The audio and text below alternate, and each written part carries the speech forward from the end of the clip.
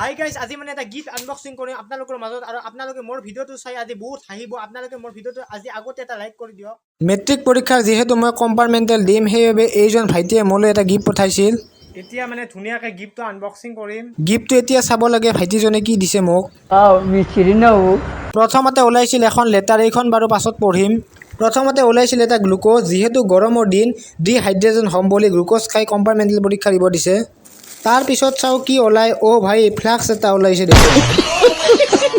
পৰীক্ষা দিব গ'লে পানী ভৰাই এইটোত লৈ যাব দিছে থেংক ইউ তাৰ পিছত ওলাইছিল এপাত কেণ্ডেল যিহেতু আমাৰ ঘৰত লাইটৰ ব্যৱস্থা নাই সেইবাবে এই পাতত কিতাপ পঢ়িব দিছে এইটো আকৌ কি বস্তু হ'ব পাৰে চাও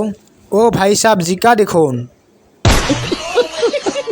জিকাটোৰ আকাশ চাওক কিবা কেনেহেন দেখোন এতিয়া এই লেটাৰখন পঢ়ি চাও কি লিখিছে মোলৈ দাদা তোমাৰ লগত ৰাতি কথা পাতিব মন যায় ইমান অভদ্ৰ ল'ৰা বুলি ভবা নাছিলো মই